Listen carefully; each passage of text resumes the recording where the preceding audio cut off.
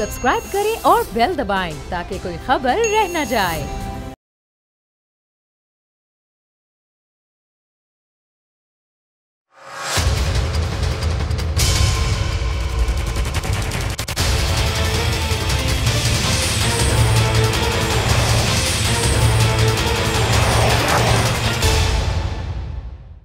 अस्सलाम वालेकुम, आप देख रहे हैं प्रोग्राम बस बहुत हो गया। मैं हूं अरबाब जहांगीर। अभी मरवा का गम कम नहीं हुआ था कि एक और असमत दरी के वाक़े ने हमारे पूरे माशरे को झंझोड़ कर रख दिया है। गुज़िश्ता रोज़ लाहौर में गुजरपुरा मोटरवे पर पेट्रोल ख़त्म होने पर खातून की गाड़ी बंद हो गई। इस दौरान 2 मुसल्लह अफराद कार का शीशा तोड़कर ज़बरदस्ती गाड़ी में दाखिल हुए और खातून को ज़्यादती का निशाना बना दिया। जब ये गाड़ी बंद थी तो खातून ने मोटरवे पुलिस को भी फ़ोन किया, मगर मोटरवे पुलिस ने मुबैना तौर पर यह कहा कि कोई इमरजेंसी ड्यूटी पर नहीं है। मामले पर वज़ीर आला पंजाब एक्शन में आए और फौरी कार्रवाई का हुक्म दे दिया है। FIR में यह बताया गया है कि खातून ने गुजरावाला में अपने रिश्तेदार को इस हवाले से जब आगाह किया तो उन्होंने उन्हें मोटरवे पुलिस को फौरी इत्तला करने का कहा। डाकुओं ने खातून को बच्चों के सामने ज्यादती का निशाना बनाया और उनसे जेवर और नकदी छीन कर फरार हो गए। दूसरी जानिब IG मोटरवे पुलिस कलीम इमाम ने इस वाक़े पर कहा कि जिस जगह यह वाक़या पेश आया वो मोटरवे पुलिस के दायरे इख्तियार में नहीं आता। ऐसा वाक़या पहली बार नहीं हुआ।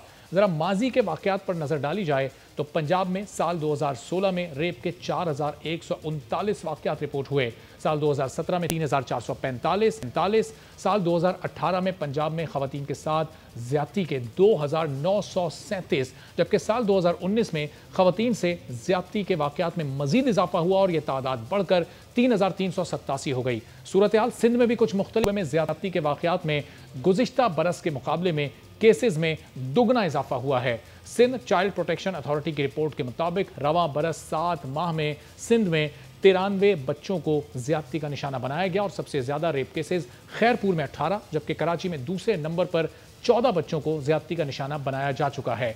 पाकिस्तान कमीशन बराए इंसानी हुकूक का यह कहना है कि मुल्क में गुज़िश्ता चंद सालों में ख़वातीन के खिलाफ तशद्दुद और ज्यादती के वाक़यात रिपोर्ट होने की तादाद में तशवीशनाक हद तक इजाफा हो चुका है। इस कमीशन के मुताबिक सन 2004 से अब तक 8000 से ज़ायद ख़वातीन को जिनसी तशद्दुद या ज्यादती का निशाना बनाया जा चुका है। वज़ीर आज़म इमरान खान ने भी कराची में बच्ची और लाहौर मोटरवे पर खातून के साथ ज़्यादती के वाक़यात का नोटिस ले लिया है। मुताल्लिका IG से रिपोर्ट तलब करके मुल्ज़िमान को जल्द गिरफ्त में लाने और करार वाकई सज़ा दिलवाने का हुक्म भी उनकी जानिब से दे दिया गया है। वज़ीर आज़म ने कहा है कि ख़वातीन का तहफ़्फ़ुज़ हुकूमत की अव्वलीन जिम्मेदारी है।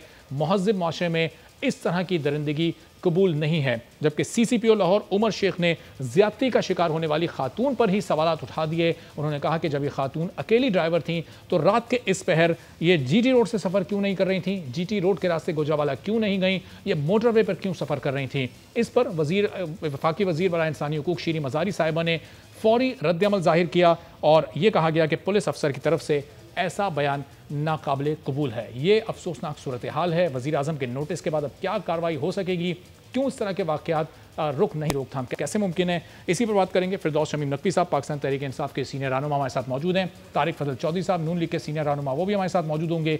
कुछ मजीद मेहमान भी हमें आगे चलकर ज्वाइन करेंगे। फिरदौस साहब बहुत शुक्रिया, आपने वक्त निकाला प्रोग्राम के लिए। सर, वज़ीर आज़म ने नोटिस तो ले लिया, लेकिन उनके नोटिस के बाद क्या इस तरह के वाक़यात की रोकथाम हो सकेगी? क्या ये केस अपने मंतकी अंजाम तक पहुँच पाएगा? पहले ज़रा इस पर कमेंट कर दीजिएगा। बिस्मिल्लाहिर्रहमानिर्रहीम।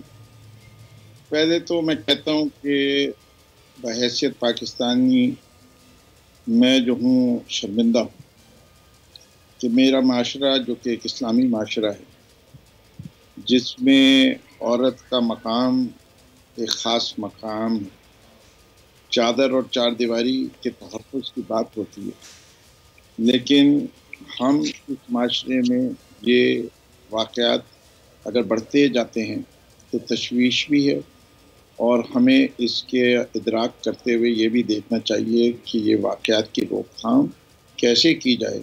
और इस पूरे पस मंज़र को देखते हुए 2 चीज़ें होती हैं कि माशरे को कैसे दुरुस्त किया जाए और जो माशरे में ये लोग काम करते हैं उनको ऐसी सज़ा दी जाए कि जिनकी सोच या जिनका दिमागी तवाज़ुन सही नहीं है वो लोग ऐसे काम करने से पहले 10 मरतबा सोचें, इसलिए कि उसका नुकसान उनको इतना पहुँचे कि आदमी खौफ के मारे ये काम ना करे।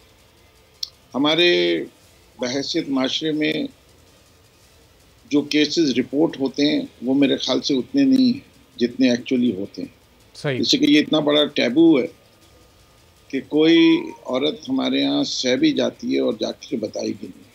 पहले तो मैं उन खातून की हिम्मत को भी सराहता हूँ जिन्होंने ये केस रिपोर्ट किया।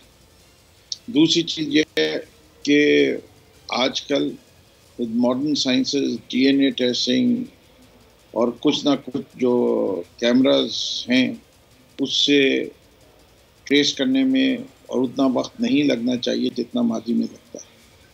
तो इस बात का तो मुझे यकीन है कि अगर सही मानों में किया जाए तो ये पकड़े जाएंगे। सही। चलें फिरदौस साहब, आप जगह कह रहे हैं कि सही मायनों में पकड़ा जाए तो ये पकड़े जाएंगे, लेकिन अब ये इदारों पर जिम्मेदारी आती है। ज़रा गुफ्तगू में शामिल करते हैं तारिक फजल चौधरी साहब को भी। तारिक साहब, 2018 से पहले 2016-17 में जब आपकी हुकूमत थी, 16 में 4000 से ज़ायद वाक़यात इस तरह के पेश आए, 17 में 3000 से ज़ायद वाक़यात पेश आए। अगर उन मुजरिमान को पकड़ा जाता, करार वाकई सज़ा दी जाती, तो शायद इस तरह के वाक़यात में कुछ कमी हो सकती थी। आपकी हुकूमत थी उस वक्त। तारिक फजल साहब को रिकनेक्ट करते हैं। जी फिरदौस साहब, अगर ये माजी में जो हुकूमत रही है, ज़ाहिर है पुलिस में इस्लाहात होती, इस तरह के लोगों को पुलिस सज़ा देती, तो इस वक्त फिर इन वाक़यात में रोकथाम मुमकिन हो सकती थी, कमी हो सकती थी, क्या ख्याल है आपका? देखिए, सिर्फ इन वाक़यात की नहीं, हमारे माशरे में पूरा confidence in police force and in the system, चाहे वो जुडिशरी हो, प्रोसिक्यूशन का रोल हो या जुडिशरी का रोल हो, वो सब इस वक्त इतना कमज़ोर है कि एक आम शहरी को यकीन नहीं है इस निज़ाम के ऊपर। साहिवाल इंसिडेंट हुआ, फायरिंग किसने की? पुलिस वालों ने। विक्टिम सिटीजन थे, पीछे कोई भी वाक़यात नहीं, उसके ऊपर कहना ये पड़ा कि जी murderer could not be identified. How is that possible? कैसे मुमकिन था? आप देखिए, लाहौर में मॉडल टाउन इंसिडेंट हुआ, ये नहीं पता चल सका कि ऑर्डर किसने किया, फायरिंग का कोई सजा नहीं हुआ। मुर्तज़ा भुट्टो का केस हुआ, प्राइम मिनिस्टर का भाई था, पुलिस ने की फायरिंग में मरा, कितने मुजरिमों को सजा, कोई सजा नहीं। जब इतने हाई प्रोफाइल केसेस के ऊपर कोई सजा नहीं होती, कोई पकड़ा नहीं जाता, तो यही पाकिस्तान के वो दोहरे निज़ाम की बात है जिसके हम खिलाफ खड़े हुए। सही। और ये हमारे लिए एक बड़ा लिटमस टेस्ट है। सही। और किस तरह से आप इस निज़ाम को तब्दील करेंगे? फिरदौस साहब, आपसे मैं ये भी पूछता हूँ ज़रा। तारिक, ये वाक़या हो गया है, एक खातून की असमत दरी हो चुकी है, ज़िम्मेदार कौन है? पुलिस से उन्होंने रब्ता किया, मोटरवे पुलिस ने कोई जवाब नहीं दिया, मदद के लिए किसी को नहीं भेजा, किसको ज़िम्मेदार समझते हैं आप? सबसे मैं समझता हूँ कि इसमें तो कोई दो राय नहीं है। इस तरह के जो भी जराइम है, किसी तरह की भी कोई जाती होती है, कानून को तोड़ा जाता है, तो उसकी जो जिम्मेदारी होती है मजलूम को इंसाफ देने की, वो रियासत की होती है, रियासत के इदारों की होती है। अब वो जवाब दें या ना दें, ये उनकी अपनी कोई ढिठाई हो सकती है, लेकिन जिम्मेदार तो इदारे हैं, और जाहिर है इसकी जिम्मेदार जो है वो पुलिस है, और मोटरवे पुलिस, आपकी दूसरी पुलिस, वो जिम्मेदार है इस बात की कि जो मुजरिम है उन्हें आइडेंटिफाई किया जाए, गिरफ्तार किया जाए, कैफे किरदार तक पहुंचाया जाए। बल्कि इससे पहले जिस तरह मैं तो ये कहूँगा कि ये इतना बड़ा जुर्म है और जिसने पूरे हमारे मुल्क को हिला दिया है, पूरे माशरे को हिला दिया है, और जिस तेजी के साथ ज़ैनब केस में आपको देखने को मिलता है कि इंसाफ हुआ है, उसी तेजी के साथ मैं समझता हूँ इस केस में को भी एक मिसाल बनाना चाहिए। और मुझे इस बात पे भी ये कहते हुए भी अफसोस हो रहा है कि हम क्यों एक एक केस को ये कहते हैं कि उसे मिसाल बनाना चाहिए। क्यों नहीं हर केस को मिसाल बनाना चाहिए? हर वो केस जिसमें किसी के साथ ज्यादती है उसे निशाने इबरत बनाना। तारिक साहब, ये जो 2016 में 4000 से जायद वाकयात हुए ज्यादती के, 2017 में 3000 से जायद ज्यादती के वाकयात हुए, सिर्फ पंजाब की बात हो रही है इस वक्त, पूरे पाकिस्तान की नहीं, उन केसेस को मिसाल क्यों नहीं बनाया गया? शहबाज शरीफ साहब वज़ीर आला पंजाब थे, अगर वो मिसाल बनाते, मुजरिमान को कैफर किरदार तक पहुंचाते, इबरतनाक सज़ा दिलवाते, तो आज ये वाकयात ना हो रहे होते पाकिस्तान में। मेरे भाई, मेरी आपसे एक गुजारिश है, और आप समेत जितने भी लोग इस प्रोग्राम कर रहे हैं, कि आप लोगों को खुदा का, अल्लाह का वास्ता है, अगर ज़रा भी आप लोगों में कोई संजीदगी है इस मौजू के साथ, तो इसे सियासत की नज़र ना करें कि शहबाज शरीफ वज़ीर आला था तो कितने हुए हैं, फलाना वज़ीर आला था तो कितने हुए हैं। असल इस निज़ाम के अंदर जो खराबियाँ हैं उनकी निशानदेही करें, असल ये बताएं कि पाकिस्तान के अंदर निज़ाम अदल के अंदर कितनी कमजोरी है, हमारी जो अदालतों के अंदर जब केसेस जाते हैं किस तरह के मुलजमान क्यों बच जाते हैं, अदालतों से क्यों बच जाते हैं, वो कौन कौन से अवामिल हैं जिनको दुरुस्त करने से। तो तारिक साहब, निज़ाम को मजबूत करना किसकी जिम्मेदारी है? निशानदेही तो जब कोई वाकया पेश आता है उस वाकये को मीडिया दिखाता है, आप तक पहुंचाता है, आप लोगों तक, तो जिम्मेदारी तो आप लोगों की है। कानून साजी ऐसी करें, माजी में नहीं हुई तो अब करें, अब भी नहीं हो रही तो कब होगी? मैं बिल्कुल यही बात कह रहा हूँ कि ये किसी एक दौर की या किसी एक फर्द की, ना तो मैं उसे फर्द वाहिद की जिम्मेदारी कहूँगा, ना मैं किसी एक दौर की बात कहूँगा। अलमिया ये है कि ये पूरा सिस्टम जब से ये मुल्क बना है उसमें मार्शल लॉ कितने रहे हैं, फौजी अदालतें रही हैं, फौजी अदालतों से लोगों को कोड़े लगाए जाते रहे हैं, फौजी अदालतों से लोगों को सजाए मौत दी जाती रही है। हमारे दौर में फौजी अदालतें बनी हैं, स्पीडी ट्रायल्स के लिए बनी हैं, दहशतगर्दों को सजाएं होती रही हैं, लेकिन मुस्तकिल बुनियादों के ऊपर हम वो अदालती ढांचा और निज़ाम खड़ा नहीं कर सके। ये कौमी अलमिया है, इससे जिम्मेदार कोई एक फर्द नहीं है कि मैं कहूँ कि फलां फर्द की वजह से ये नहीं हो सका। पता नहीं कि हमारी प्रायोरिटीज गलत हैं, हम लोग कहाँ पे गलत हुए हैं। कि इससे भी मैं कहूँगा कि आपने कहा इतनी बड़ी तादाद, उसमें से 4000 और 3000 आपने कहा, किसी भी एक वाक़े को आप वो मामूली वाक़या नहीं कह सकते। मैंने अपने सदाई गुफ्तगू में कहा कि हम क्यों ये कहते हैं कि इस वाक़े को मिसाली बनाएं। हर ज्यादती किसी के साथ हो तो उस हर वाक़े को मिसाली बनना चाहिए। और लेकिन तारिक साहब, अगर किसी एक जमात ने किसी एक सूबे पर 10 साल तक अनइंटरप्टेड हुकूमत की हो तो उस सूबे में इस्लाहात से मुतालिक, वहाँ के निज़ाम से मुतालिक उसके नुमाइंदों से सवाल तो बनता है। बिल्कुल बनता है जी। मैं तो आपको ये कहा है कि 11 साल तो मुल्क में मार्शल लॉ रहा है, उतनी हुकूमत तो किसी ने नहीं की। उनसे भी सवाल करें, हमसे भी करें, सबसे करें। ये अभी मेरे साथ एक दोस्त आए थे पिछले सर 2002 से 2007 तक, फिर 2000, उन्होंने कहा जी 40 साल आपने हुकूमत की है। मैंने कहा जी जो हमने की है उसका तो जवाब मैं दे सकता हूँ। 3 दौर नवाज शरीफ के मिलाएंगे तो वो बनेंगे आपके टोटल 8.5 साल। लेकिन अभी जितने माशाल्लाह गुजरे हैं वो हमारे खाते में न डालें। सब 2008 से तो अब ये 12 साल बन गए ना, 2008 से 2018 तक के 10 साल। 2008 को छोड़े, आप और चक्कर में पड़ गए हैं। मैं तो कौमी अलमिया की बात कर रहा हूँ। सही, ये छोड़े 10 साल किसने की है? मुल्क को 72-73 साल हो गए हैं, उसमें 10 साल को पकड़ लें, बाकी जो 63 साल गुजरे हैं उसमें क्या हुआ है? ये हमें सबको बैठना चाहिए, इसमें बैठ के वो इदारे जो मुल्क की सलामती की बात करते हैं, मुल्क के इस्तेहकाम की बात करते हैं, वो भी बैठे। मुल्क में जुडिशल सिस्टम आप देखें, अदालत में ऊंची आवाज में कोई खांस दे तो चीफ जस्टिस जो है वो उसका नोटिस ले लेते हैं तौहीन अदालत का। किसी की मोबाइल की घंटी बज जाए उसे लाइन हाजिर कर लेते हैं। तो ये जो जुडिशल रिफॉर्म्स अगर करनी है उसमें वो भी अपना हिस्सा डालें, जो पॉलिटिकल लोग हैं वो भी अपना हिस्सा डालें। सही। आप जैसे जो लोग हैं जो मीडिया को नुमाइंदगी कर रहे हैं वो भी अपना हिस्सा डालें और खामियों की निशानदेही करें। सही। ये मिल के इस निज़ाम को दुरुस्त करने की बात है। बहुत बड़ा ये अलमिया है कि ये लोग पकड़े भी जाएंगे, मुझे बिल्कुल यकीन है कि इंशाल्लाह पकड़े जाएंगे। हमारे पास इतने रिसोर्सेज हुकूमत के पास हर दौर में होते हैं कि जब अपना पूरा जोर लगाती है, इंटेलिजेंस के उसके पास ऐसे रिसोर्सेज होते हैं तो वो पकड़े जाते हैं। सही, चलें, हुकूमत चाहे तो पकड़ सकती है, बिल्कुल सही। तारिक साहब, उसके बाद की जो बात है मैं आपके वापस आता हूँ, फिर जरा आप अपनी बात कीजिएगा। फिरदौस शमीम नकवी साहब, अब 2 साल आपकी भी हुकूमत को हो गए, कानून साजी की ज़रूरत है। ऐसे मुजरिम जब पकड़े जाएँ तो फिर वो अदालतों से छूट ना जाएँ। आप अपोजिशन जमातें मिलकर बैठें, कानून साजी करें, तारिक फजल साहब तजवीज़ दे रहे हैं। जी, मैंने सिंध के हवाले से तो कह सकता हूँ कि प्रोटेक्शन ऑफ चाइल्ड के सिलसिले में मैंने 14 कानून लिख के अपडेट करके सिंध असेंबली में जमा कराए हुए, लेकिन अनफॉर्चुनेटली हुकूमती जमात वो बिल्स को लाना पसंद नहीं कर रही फ्लोर पे, लेकिन कोशिश करते रहना चाहिए। मैं तारिक फजल साहब की बात से एग्री करता हूँ जो आपको कह रहे थे। देखिए, बात यह है कि आप अपने माशरे को एनालाइज कीजिए। इस वक्त डोमेस्टिक वायलेंस, ये तो आप सिर्फ रेप के केसेस की बात करें, जरा आप बताइए कि पाकिस्तान की कितनी फीसद ख्वातीन जो हैं वो मर्दों के हाथों पिटती हैं, उसके ऊपर कोई केस होता है? पाकिस्तान में कितने ऐसे घराने हैं जिसमें 16 साल से 18 साल से कम उम्र की बच्चियां काम करती हैं? उसकी रोकथाम के लिए ये केसेस इसलिए रिपोर्ट नहीं होते क्योंकि लोग थाने जाने से डरते हैं। थानों का जो माहौल है वो लोगों के जहनों में खौफ की तरह बैठा हुआ है। नहीं,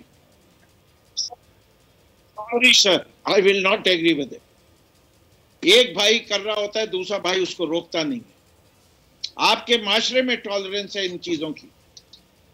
हम मिनिस्ट्रल कौम इन चीजों के लिए आदी हो चुके हैं, हम इनको बुरा नहीं समझते। बीवी की ठुकाई लगाना कोई बुरी बात नहीं है, मर्द का हक है। ये एटीट्यूड खासतौर में हमारे देहाती रूरल एरिया, नौकरानियों को मारना, कोई दो थप्पड़ टिका दो कोई मसला नहीं है, कहीं काम सही नहीं करे ये हमारा हक है, हम पैसे देते हैं उसको। किसने हक दिया कि वो हाथ लगा सकते हैं उसको?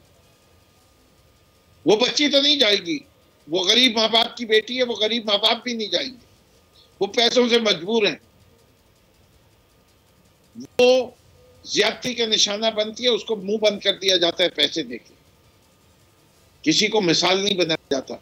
अब जैसे जैसे ये डोमेस्टिक वायलेंस के जितने केसेस रिपोर्ट हो रहे हैं, मीडिया को भी दाद दी जाती है, बाकी जो है इस इशू को हमें अपने सिस्टम को दुरुस्त करना है। हमें इस माशरे के अंदर अपने ड्रामों के, आप मुझे बताइए कितने ड्रामा सीरियल्स ऐसे किए गए जब ह्यूमन राइट्स की बात हो रही है।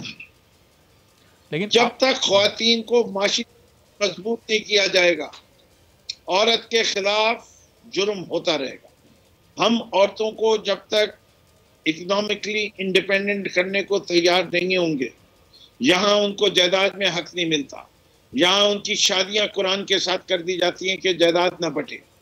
ये सिर्फ एक मसला नहीं है, ये पूरा चेन है, आपको पूरी चेन को देखना पड़ता है। ये आउट ऑफ कॉन्टेक्स्ट लेंगे, ठीक है ले सकते हैं आप। मैं इस जो पिक्चर है इसको ब्रॉडन कर रहा हूँ कि ये सारा वर्क प्लेस के ऊपर ख्वातीन के साथ जो ज्यादती होती है उसके बारे में कितनी आवाज उठाई जाती है कि उनके साथ बेहुदा मजाक किया जाता है। आपको पता है कि रेप विक्टिम्स के साथ किस किस्म का कौन सवाल जवाब करता है? Male police officer. आपने क्या इस सिस्टम को फेली किया? चाहे हम हो, चाहे तारिक फजल साहब हो, चाहे पीपल्स पार्टी की हुकूमत। हमारे कितने पुलिस स्टेशन में फीमेल ऑफिसर्स हैं और फीमेल पुलिस पर्सन हैं, विमेन हैं, जो क्वेश्चन करें। एक मर्द आदमी पूछे किसी औरत से कि किस तरह तुम्हारे कपड़े उतारे थे, ये कोई सवाल है? वो हमारे यहाँ की मशरकी औरत जवाब देगी? वो तो और नर्वस हो जाएगी। और फिर इतना भी केस बनाया जाता है, पैसे दे देते हैं जो ये काम करते हैं कि पुलिस उसमें इतनी झोल छोड़ देती है कि जब वो कोर्ट में केस चलता है वो आराम से बरी होकर निकल जाता है। वो वीक केस बनाने पे वो पुलिस वाला कभी नहीं डिसमिस नहीं होता सर्विस से।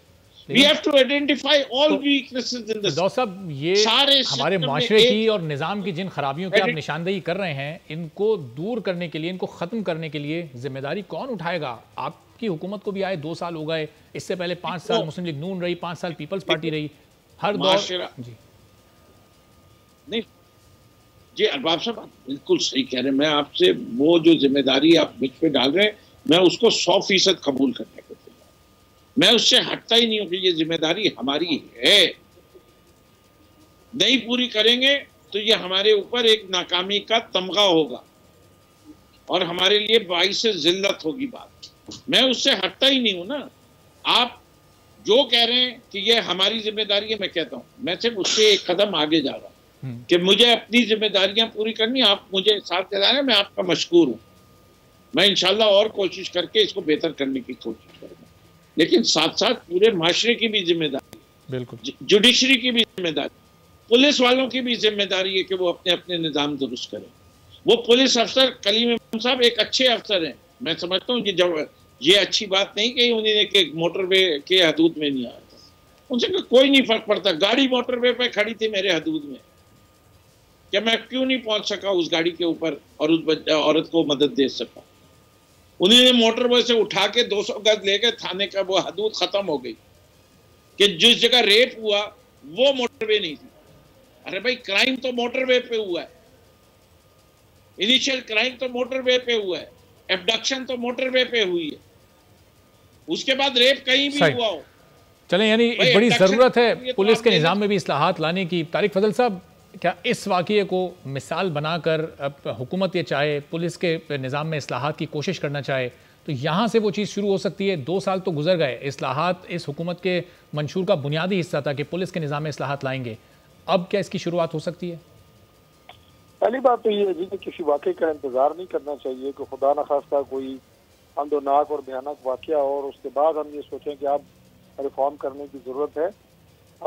आप अदरवाइज भी देख लें, अब एक मिसाल दी जाती है कि एक शख्स को अदालत में केस करता है तो उसकी 2 से 3 नस्लें गुजर जाती हैं, होते हैं फैसले नहीं। इसी तरह इस नौइयत के जो संगीन नौइयत के जहर में यानी कत्ल के मुकदमात हों, डकैती के मुकदमात हों, इस तरह के मुकदमात हों, ज्यादती के मुकदमात हों, उसमें भी कभी गवाह पेश नहीं हो रहा, कभी गवाह की गवाही जो है वो नाकाफी है। तो ये मोटरवे पे कैमरे किस लिए लगाए हुए हैं? वो भी तो फिल्म बना रहे होते हैं गाड़ियों के, वो किस बुनियाद के ऊपर चालान कर रहे होते हैं? वो तो कहते हैं कि नहीं जनाब ये तो हमारे पास शहादत काफी है। तो जंगल का कानून है ये। किसी वाक़े से मैं नहीं समझता, अल्लाह माफ करे, मैं वफाकी वजीर रहा हूँ, पार्लियामेंटेरियन रहा हूँ, लेकिन मुझे दुख के साथ ये बात कहते हूँ कि हमें कोई एहसास नहीं है कि हमने ये रिफॉर्म करनी थी, करनी है या आइंदा करनी है। एक वाक़या आता है, मीडिया पे उठाया जाता है, उसके बाद जनाब कुछ चंद बंदे पकड़े जाते हैं या नहीं पकड़े जाते, उसके बाद कोई और चीज हो जाती है। साहब अभी वो वाक़या मीडिया शहजाद अकबर साहब ने अभी प्रेस कॉन्फ्रेंस की है अब से कुछ घंटे पहले, अभी उमर शेख के साथ जो CCPO लाहौर हैं, उसमें वो जिम्मेदारी भी कबूल कर रहे हैं इस वाक़े की कि ये वाक़या हुआ, नहीं होना चाहिए था, जिम्मेदारी हम कबूल करते हैं, लेकिन साथ साथ तारीफ़ भी कर रहे हैं उमर शेख साहब की कि सिर्फ चंद घंटों के अंदर ही उन्होंने शक की बुनियाद पर कितने मुल्ज़िमान को पकड़ लिया है। तो अब इस रवैये पर आप क्या कहेंगे? जल्दबाजी में लोगों को पकड़ लिया जाता है, प्रॉपर इन्वेस्टिगेशन नहीं होती। पहली बात तो ये बिल्कुल ठीक है जो आपने कही है कि बस वो मीडिया का मुंह बंद करने के लिए या एक फूट पर फॉट देने के लिए कि जनाब ज्यादा हमारे ऊपर वो ना हो तनकीद, चंद बंदे पकड़ लिए हैं, वो जाहिर है अदम सबूत होगा, कुछ होगा तो वो 2-4 दिन में बरी हो जाएंगे। लेकिन ये जिस शख्स का आपने नाम लिया है, इसकी वो वीडियो क्लिपिंग आपने सुनी है जिसमें वो ये कह रहा है कि जनाब वो 12:30 बजे खातून खुद गाड़ी ड्राइव कर रही है, उधर क्यों आ रही थी, वो इस रास्ते को लिया क्यों, उसने पेट्रोल की टैंकी फुल क्यों नहीं कराई? इससे ज्यादा गैर जिम्मेदार, भाई साहब शीरी मजारी साहिबा ने इस पर ट्वीट भी किया कुछ देर पहले कि ये ऐसा बयान एक पुलिस ऑफिसर की जानिब से इंतहाई नाकाबिल कबूल है। इस पर तो मजम्मती ट्वीट खुद उन्होंने कर दिया। सर्विस और पुलिस के दायरे के मुंह पे एक तमाचा है। अगर कोई भी बाज़मीर शख्स पंजाब पुलिस में बैठा है और वज़ीर आला पंजाब के अंदर अगर ज़मीर नाम की कोई चीज है, इसको फिल फौर तब्दील करना चाहिए। सही, उस खातून के साथ इतनी बड़ी ज्यादती हो रही है, वो कभी कह रहा है उसके पेट्रोल क्यों कम था। सही, तारिक साहब पॉइंट आपका आ गया। फिरदौस शमीम साहब, क्या पुलिस के इस रवैये को तब्दील करने की जरूरत है? जो खातून विक्टिम है, जो मुतासरा खातून, क्या उनकी ज़हनी कैफियत होगी? और उन्हीं से CCPO लाहौर सवालात कर रहे हैं। If I would have been the Chief Minister of Punjab, I would have fired this person and created an example. लेकिन सर आइंदा कभी कोई पुलिस ऑफिसर कि उसको मैं पोजीशन से हटाता, I would have dismissed from service. चलें, फिरदौस शमीम नकवी साहब, तारिक फजल चौधरी साहब, बहुत शुक्रिया, आप दोनों हमारे साथ मौजूद थे। और हुकूमत और अपोजिशन ये चाहती है कि मिलकर बैठें और इस मामले पर कानून साजी की जाए। एक ब्रेक लेते हैं और ब्रेक के बाद जब वापस आएंगे तो हमारे साथ सारिम बर्नी साहब, अल्लामा ज़मीर अख्तर नकवी साहब मौजूद होंगे और अल्लामा साहब से जानेंगे कि दीन इस्लाम इस तरह के लोगों के लिए क्या सज़ा तजवीज़ करता है और दीन इस्लाम में इस तरह के लोगों के लिए क्या अहकामात हैं। ये सब होगा एक ब्रेक के बाद।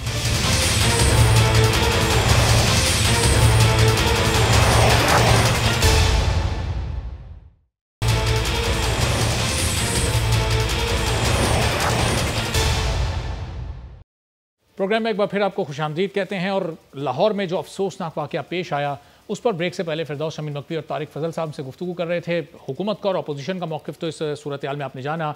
अब अल्लामा ज़मीर अख्तर नकवी साहब हमारे साथ मौजूद हैं और हम जानने की कोशिश करते हैं कि हमारा दीन इस्लाम इस तरह के वाक़यात से मुताल्लिक़ क्या सज़ाएँ तजवीज़ करता है और ऐसे लोगों के लिए क्या अहकामात हैं। अल्लामा साहब अस्सलाम वालेकुम। वालेकुम सलाम। अल्लामा साहब, जो अफसोसनाक वाक़या लाहौर मोटरवे पर पेश आया, एक खातून की गाड़ी का पेट्रोल ख़त्म हुआ, उनके साथ उनके बच्चों के सामने ज़्यादती की गई, ऐसे मुल्ज़िमान के बारे में हमारे दीन इस्लाम में क्या अहकामात हैं, क्या सज़ा तजवीज़ करता है हमारा दीन इस तरह के दरिंदों के लिए? ये बात मेरे अब तक समझ में नहीं आ रही है कि इन बुरे वाक़यात को, तकलीफ़ दे वाक़यात को दबा क्यों दिया जाता है। सिर्फ मेरा ख्याल ये है कि जो पुराने केसेस ऐसे थे जनरल मुशर्रफ साहब के दौरे हुकूमत में, फ़ौजी अदालतों में उनको फांसियाँ हुई। उसके बाद जब वो हट गए तो फिर मामला ख़त्म हो गया। अब यहाँ मसला ये है कि चूँकि बरतानिया जो है वो फांसी के और सज़ा के ख़िलाफ़ है, तो अब ज़ाहिर है कि इंग्लैंड के असरात जो पाकिस्तानी कानून पर हैं उसके मुताबिक यहाँ की सियासी पार्टियाँ भी फांसी की सज़ा को पसंद नहीं करती हैं। तो इस सूरत में ये वाक़यात होते रहेंगे और खौफ नहीं बैठेगा। देखिए, हम तो शुरू से जड़ से बात करने के आदी हैं कि जो कोई भी मामला हो तो उसको आप उसकी जड़ को देखें। हमारी जो तालीमात हैं, जो हमारे बच्चों के कोर्सेज़ हैं, अगर ये नस्ल ख़राब हो गई तो आने वाली नस्लों को तो बचा लो भाई। सीरत रसूल के वाक़यात अंग्रेज़ी, उर्दू और सिंधी किताबों में होने चाहिए थे। ऐसे वाक़यात जिसमें रसूल अल्लाह के साथ ऐसे सवाल हुए, ऐसे वाक़यात सामने आए, रसूल अल्लाह सल्लल्लाहु अलैहि वसल्लम ने उसके फ़ैसले किए। हम सीरत रसूल पे ज़ोर नहीं दे रहे हैं। लड़ाई ये चल रही है कि सहाबा कराम और अहले बैत कौन अफजल हैं, ये लड़ाई चल रही है। असल मामला मुसलमानों का सीरत रसूल है। कोई गुफ्तगू कुरानी उन आयात पर कि क्या चीज़ें हराम हैं, क्या हलाल है, ज़िना की मज़म्मत कितनी है कुरान में, ज़्यादती की मज़म्मत कुरान की आयतों में कितनी है, ना वो आयतें सामने आ रही हैं, ना जजेस हाई कोर्ट में उन आयतों को सामने लाते हैं। कथा कलामी की माजरत, लेकिन मैं कहूँगा हमें आज़ाद हुए तो 73 साल हो गए। आपने जैसे गुफ्तगू के आगाज़ में फरमाया कि अभी तक चूँकि यूरोप में फांसी की सज़ा को वहाँ पर नाफिज नहीं है, इसलिए हमारी सियासी जमातें और हमारा निज़ाम भी उस तरह से इसको राइज नहीं करता। कुरान की तालीमात की रोशनी में, कुरान और सुन्नत की रोशनी में ऐसे मुजरिमान के लिए क्या सज़ा होनी चाहिए? सरेआम फांसी का मुतालबा अहले खाना करते हैं जो मुतासरीन होते हैं, उनके इस मुतालबे को मानना चाहिए? देखिए, कुरान में और फ़िक़ा में सज़ा है, इसकी सज़ाए मौत है। किसी के साथ आप अगर ये अमल कर रहे हैं ज़्यादती वाला, ये तो देखें ना, रोज़ का अमल है। ये वाक़या तो कल हुआ है, और जो मदरसों में हो रहे हैं, जो सोशल मीडिया पे पड़े हुए हैं, जो पुलिस दिखा रही है, ख़ुद बयानात ले रही है मुजरिमों के, उस पे क्यों नहीं गौर हो रहा है? जो बच्चों के साथ हो रहा है, छोटी बच्चियाँ, छोटे बच्चे, उन पे क्यों नहीं नज़र जा रही? आखिर हुकूमत क्यों नहीं करना चाह रही है? नया पाकिस्तान बनाएंगे। अरे भाई, नए पाकिस्तान में तो ये सब ख़त्म हो जाना चाहिए था। तरक्की याफ्ता दौर जब नौजवान पार्टी जमहूरियत में आ गई, तरक्की पसंद कौम आ गई, तो फिर ये क्यों नहीं ख़त्म कर रहे हैं? ये तो कितना बड़ा जुर्म है कि आप, अब मैं अक़वाल रसूल अगर पढ़ना शुरू कर दूँ तो ज़ाहिर है कि ये प्रोग्राम पे बहुत भारी हो जाएगा। एक दिन की बात नहीं है। सरकार ने बताया है, ये कौल सरकार का मौजूद है कि अगर किसी की बीवी के साथ तुमने ज़िना किया तो समझ लो कि फिर तुम्हारी बीवी के साथ भी ये अमल हो जाएगा। तो ये कुदरत का इंतकाम है भाई, कुदरत का इंतकाम है। अल्लाह का ऐलान है कि अगर किसी के साथ ज़्यादती हुई है तो आपको सज़ाए मौत देना है। अगर नहीं देंगे आप तो फिर ये होते रहेंगे वाक़यात। और अल्लामा साहब, हुकूमत पर, रियासत पर फिर इस्लाम ज़िम्मेदारी कितनी आयद करता है कि ऐसे किसी ख़ानदान की उसने मदद करनी है, इंसाफ दिलाना है, वो इंसाफ का हकदार है ताकि उसको सब्र आ सके? कितनी ज़िम्मेदारी रियासत और हुकूमत पर होती है?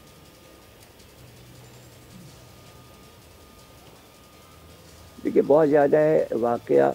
कोई तफ्तीश की तो ज़रूरत ऐसे वाक़यात में होती नहीं। इससे भी पहले जो एक बहुत बड़ा वाक़या हुआ था एक लड़की के साथ, वो कितने दिन केस चला, और इतने दिन केस नहीं चलाना चाहिए। 2-2 साल केस चलता है, ये कोई बात नहीं है। जल्दी फैसले करें। अब वो ये कहते हैं हमारे पास 32,000 और 40,000 और 50,000 पुराने केसेस हैं, हम उसको निपटाएं कि नए निपटाएं। अरे भाई, इतने जजेस बैठे हुए हैं, इतने बार कौंसिलें सारे शहरों में बनी हुई हैं, तो क्या करते रहते हैं वो कला? ये जजेस क्या करते रहते? क्या वो तफरी करते रहते? सिर्फ बार कौंसिल के कमरे में चाय पीते रहते? क्या करते रहते हैं ये लोग? आखिर इनके कान पर जूं क्यों नहीं रेंगती है? ये सब क्यों नहीं देख रहे हैं कि जो हो रहा है? और हुकूमत इसको तवज्जो दिला के क्यों नहीं। देखिए छोटी छोटी बातों पे जजेस जो हैं वो हुकूमत पे तनकीद कर देते हैं, लेकिन आवाम के साथ जो हो रहा है तो आवाम की हमदर्दी में हर डिपार्टमेंट को खड़े हो जाना चाहिए। इसमें आर्मी को भी बोलना चाहिए, इसमें पुलिस को भी बोलना चाहिए, इसमें अदलिया को भी बोलना चाहिए, इसमें सदर को भी बोलना चाहिए, इसमें वज़ीर आज़म को भी बोलना चाहिए। सबको बयानात देने चाहिए कि अफसोसनाक वाक़या है और ऐसा ना हो, इसको रोका जाए। ये सब क्या है, क्यों है? बहुत शुक्रिया। अल्लामा ज़मीर अख्तर नकवी साहब हमारे साथ मौजूद थे और कह रहे थे कि इस तरह के केसेस के फैसले जल्दी होने चाहिए, केसेस अदालतों में इतने दिन चलने नहीं चाहिए। समाजी रहनुमा सारिम बर्नी साहब हमारे साथ मौजूद हैं, उनसे इसी मामले पर मज़ीद गुफ्तगू करेंगे। सारिम साहब, ये जो हुकूमत कोई भी हो, साल कोई भी हो, जगह कोई भी हो, वाक़यात थमने का नाम नहीं ले रहे। 2016 में 4000 से ज़ायद वाक़यात ज़्यादती के, 17 में 3000 इसकी तादाद हो गई। साल गुजरते जा रहे हैं, हुकूमतें तब्दील होती जा रही हैं, लेकिन ये वाक़यात नहीं रुक रहे। कैसे रुकेंगे? क्या सद्देबाब है इसका? मैं अपनी बात इस तरह शुरू करना चाहता हूँ कि देखिए जो वाक़या हुआ है ये एक बड़ा दर्दनाक, अफसोसनाक और बहुत बेहुदा वाक़या है, लेकिन इसके पीछे जो मैं देख रहा हूँ, जो मेरा अपने एक जो तजुर्बा मुझे बताता है, मुझे नहीं लगता कि ये कोई डकैत थे। मुझे ऐसा लगता है कि ये कोई एक मैटर है, कोई फैमिली मैटर या कोई ना कोई ऐसी पीछे से कोई ऐसी चीज़ें चले आ रही थी जिसकी वजह से ये सब कुछ हुआ। हो सकता है वो डकैत हों, लेकिन वो दोनों सूरतों में सिक्योरिटी फराम करना हुकूमत का काम है, वो आपका अपना ज़ाती काम नहीं है। तो उस तरीके उसमें अगर जाकर के हम देखते हैं तो हुकूमत की गफलत भी है और नाअहली भी है। अगर वो हुकूमत की बेहतरी होती तो अगर दुश्मनी होता या डकैतों की सूरत में होता तो दोनों सूरतों में ऐसा अमल नहीं हो पाता। मैं आपको कराची का वाक़या बताऊं, बहुत वायरल हुई वो तस्वीर जिसमें एक शख्स आया, बाइक से उतरा और उसने एक शख्स से मोबाइल लिया और उसको गोली मारी और बैठ करके वो चला गया। उसको भी ये कहा जा रहा था कि स्ट्रीट क्राइम है, लेकिन वो जिस अंदाज से गोली मारी गई थी वो अंदाज़ बता रहा था कि इसके अंदर जो है ज़ातियात मौजूद हैं, और बाद में पता चला कि वो ज़ातियात ही थी।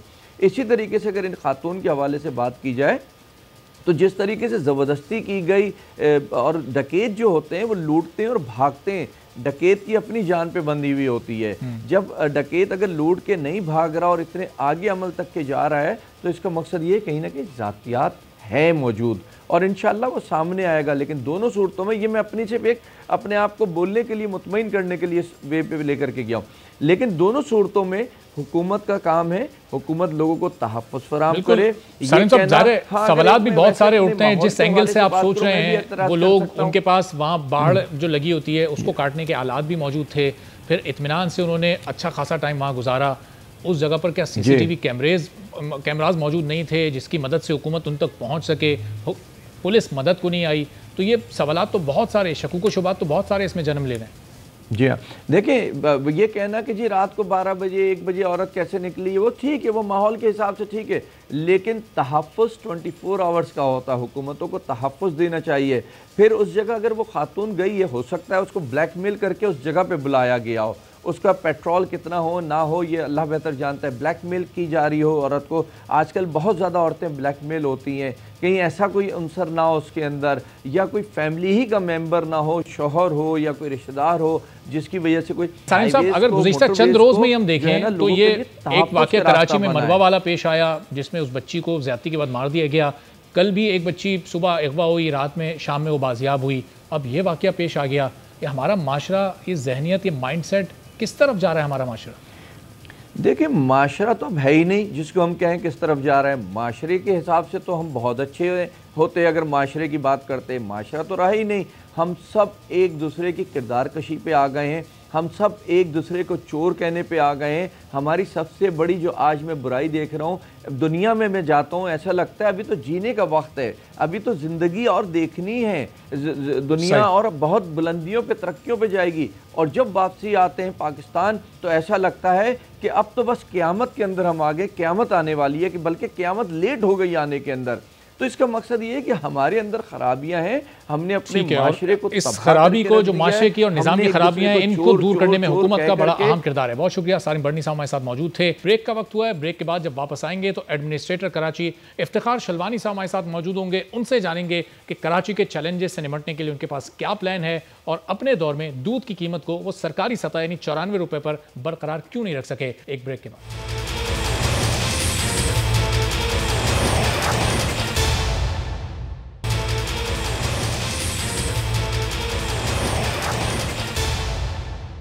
प्रोग्राम में एक बार फिर आपको खुशामदीद कहेंगे। आज कराची में कोरंगी के इलाके में एक अफसोसनाक वाक़या पेश आया, जहां 4 मंजिला इमारत ज़मीन बोस हो गई।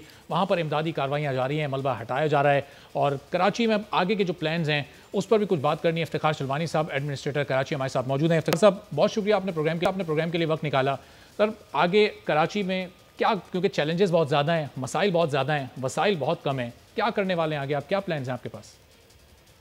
देखिए जी, कराची के 3 बेसिक इश्यूज, सबसे पहले तो है वाटर, फिर ट्रांसपोर्ट और फिर सॉलिड वेस्ट। और इसको अगर मैं इनवर्स उसमें कहूँ तो जाहिर है first priority will be solid waste, फिर वाटर और फिर ट्रांसपोर्ट। तो इसमें मेरे ख्याल में जो चीज़ें अब according to the local government ordinance जो एडमिनिस्ट्रेटर कर सकता है, उसमें मेरे ख्याल में हमने उसी के मुताबिक चलना होगा।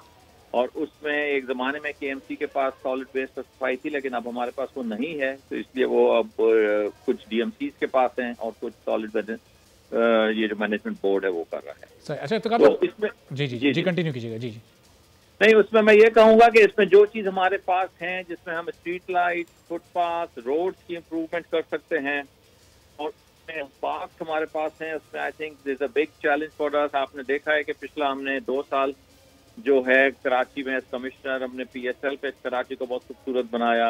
फिर हमने इसमें स्पोर्ट्स एक्टिविटीज, मैराथन वगैरह की और उसके बाद फिर हमने स्ट्रीट लाइब्रेरीज बनाई, हमने फुटपाथ बेतहाशा जो इनक्रोच थी उनको करवाया। तो आपकी जो अथॉरिटीज़ हैं, जो इख्तियारात हैं, वो मेयर कराची से कुछ मुख्तलिफ होंगे, चूंकि वो 4 साल यही बताते रहे हमें कि उनके पास इख्तियार नहीं है, 2 करोड़ से ज़्यादा वो खर्च नहीं कर सकते एक वक्त में। आपके साथ सूरत हाल मुख्तलिफ है?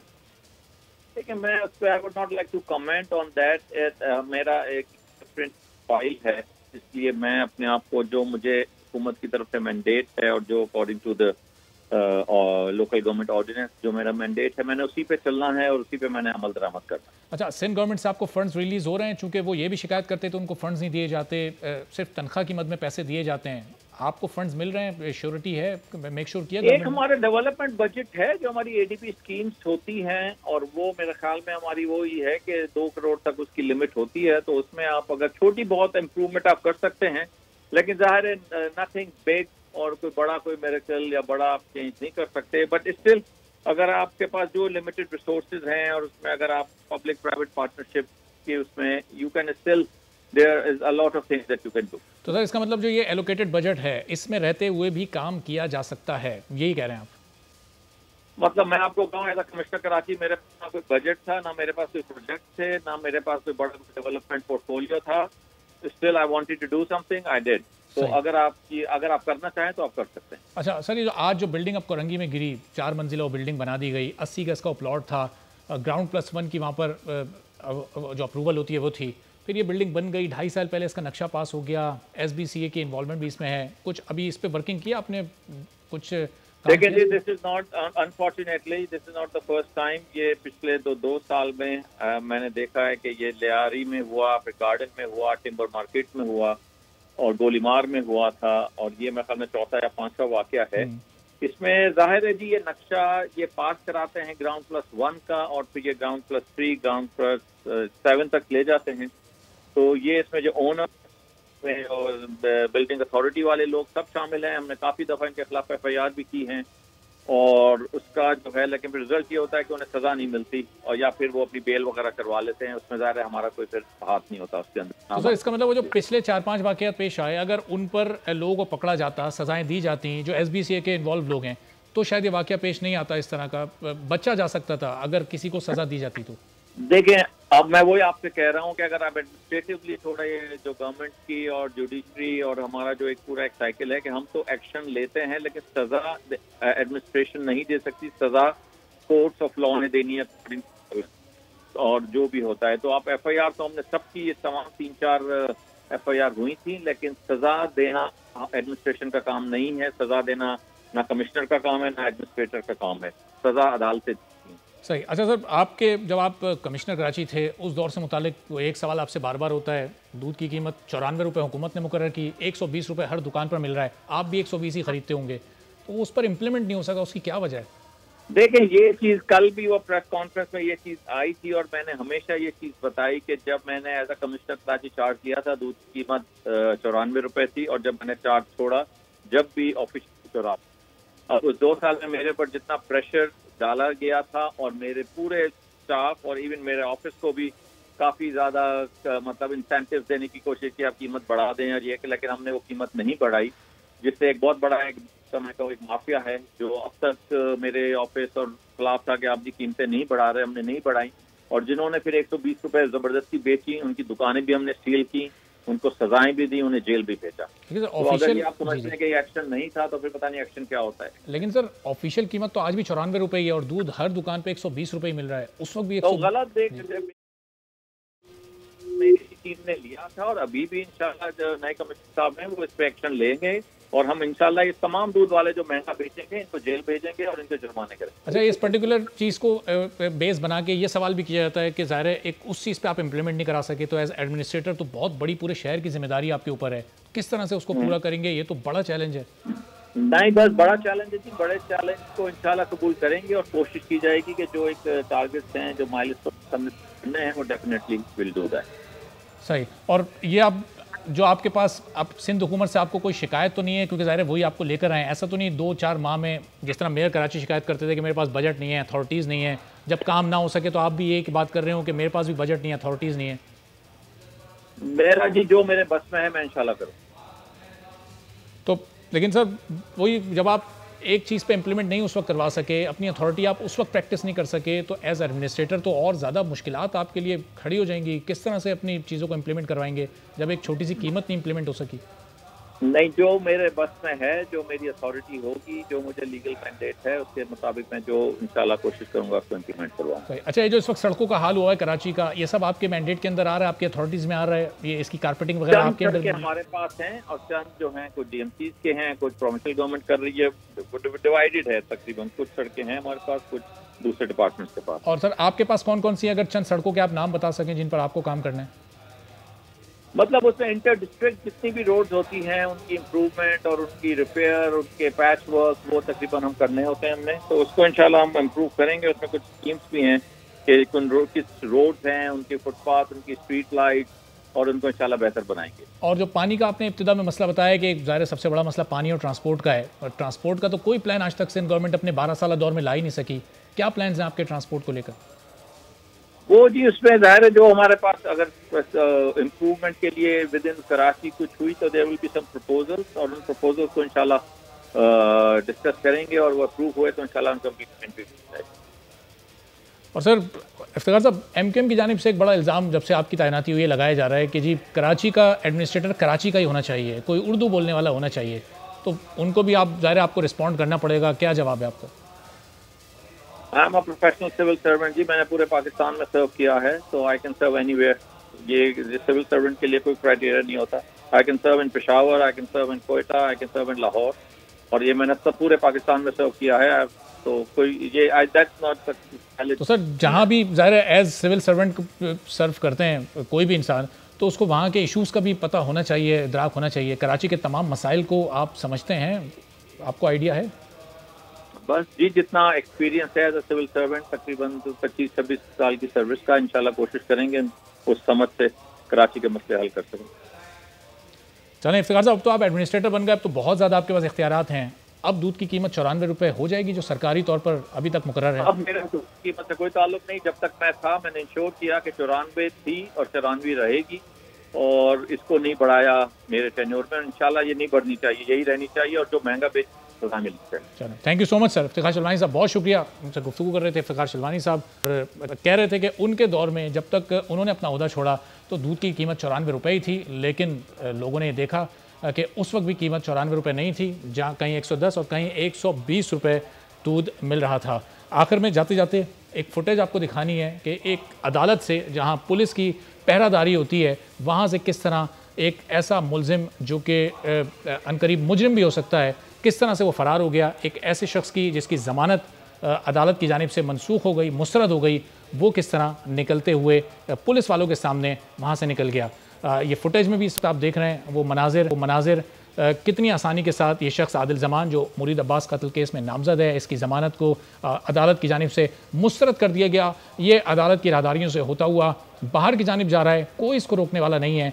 इस दरवाजे के बाहर जिस दरवाजे को इसने खोलना है वहाँ भी पुलिस वाले मौजूद हैं, लेकिन वो भी इसको नहीं रोक रहे। ये आप मनाजिर देखें, ये इस शख्स ने दरवाज़ा खोला, पुलिस वालों को आप बाहर बैठा देख सकते हैं, लेकिन किसी ने इसको रोकने की कोशिश नहीं की। वहाँ एक शख्स ये बोलता हुआ भी पाया गया कि ये भाग रहा है, इसकी ज़मानत मुस्तरद हो चुकी है, लेकिन ये अदालत से बाहर निकला और बड़े आराम के साथ ये जा रहा है, कोई इसको रोकने वाला नहीं है।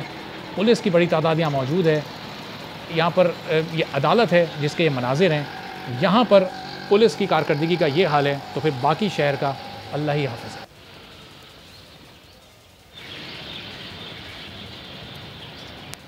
इजाज़त दीजिए, अल्लाह हाफ़िज़।